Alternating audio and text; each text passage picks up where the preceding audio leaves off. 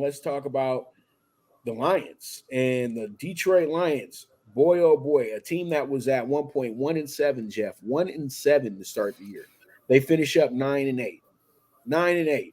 This team literally took the whole nation by storm, week in and week out, after when they went on their little run in the second half of the season.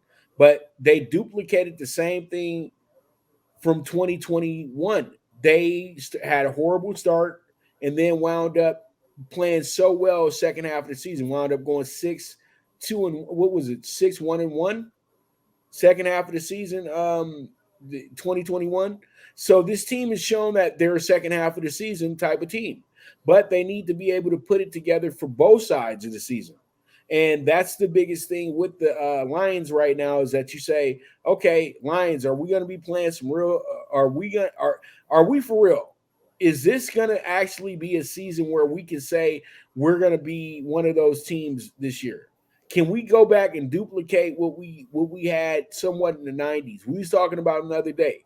We was talking about Mel Gray and Herman Moore and Brett Perryman. And then my boy said, oh, and everybody always brings up Scott Mitchell. I'll be like, well, it was Scott. Forget Scott Mitchell. Scott Mitchell was nothing but Dan Marino's backup. The quarterback in Detroit was Rodney Peete, brother. You know what I mean? And they knew they messed up when they moved on for Rodney Peete because they had drafted Andre Ware, so they put themselves in a bad position with both quarterbacks. So what happened was Fonts, who was a great coach, got confused on who to really play, and then everybody lost their job.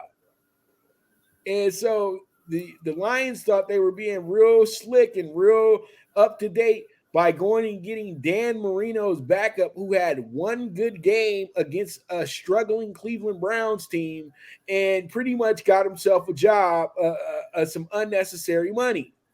And pretty much everybody always talks about Scott Mitchell because the Lions overspent on a guy when they could have just drafted a quarterback at the time. There were plenty of quarterbacks that were available at that time. So that's just a little story about why the Lions have been stuck in neutral for the last 30 years. So the Lions today are a team that they have a lot of expectations, Jeff. They have high expectations. It's all about it's not about trying this year, trying to win games this year. They have the idea that they're going to win games and they're going to compete. And the bettors the bettors have shown up. They weren't the favorite to start the year. The favorite was the Minnesota Vikings when they released the odds. But as every month goes by, they pour more money into the Lions because their coach has some viral moment or some type of story of how great of a guy he is. You know what I mean? And at the end of the day, I'm gonna go ahead. FCC, you guys can go ahead and blurt me out for later episodes, but that doesn't mean shit at the end of the day. Seriously. Detroit, sit your ass down. You know who you are. And you know that it's going to take a lot more than coaches' motivational speeches for you guys to be a really good team. I feel like for this team to really be good this year, Jared Goff has to be the ultimate game manager, but he has to take himself back to the level he was at when they went to the Super Bowl. That type of leadership level he was at when they played your Patriots back in 2018. That's the mentality that he has to have going into this season that, you know what, we're seen as a team with high expectations. We're seen as the team that's supposed to win this division. Let's act like it. Let's act like it. We're not going to be the Detroit get along gang. We're not going to be the bad news bears anymore. We're going to come in here and be a very good football team every week, every single week. We're gonna put the work in. You have all the offensive weapons that you've always dreamed of. Jameson, a guy that I'm still not sold on. I'm sorry, Jeff. I'm just not that sold on a guy. I'm sorry. He's good, but he has injury issues, and he's already out for the preseason. They got St. Brown, who now will probably be top. What do you think he's moving at in the fantasy draft? Do you think he's a first or second rounder now? No, he's been getting pushed to the first. Actually, on our show earlier this afternoon, he's that one guy.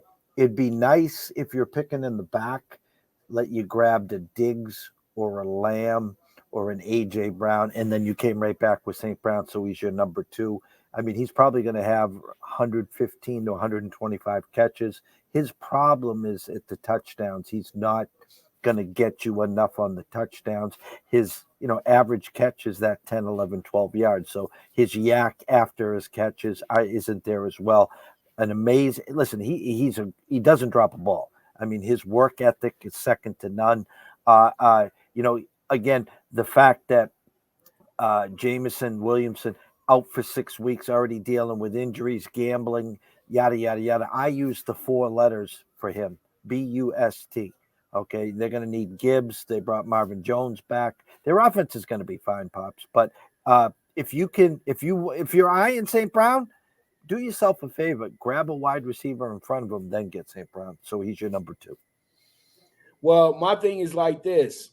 I'm like any other GM. I had St. Brown last year, and he was a key part to us winning the championship. But I feel like all the GMs that want to play cheap with players, all of a sudden, I got to let him walk. Jeff, I got to let him walk because I'm looking at other guys in position, and I'm keep kind of putting it together that there's going to be more game planning around him. So I might have to move on from St. Brown. You know what I mean? So, if he's there after because I want to select him in the 4th or 5th. I'm not risking. I don't want to get him in the 1st or 2nd round. I don't see him as that type. I don't see it as that much of a need at that point. I can't,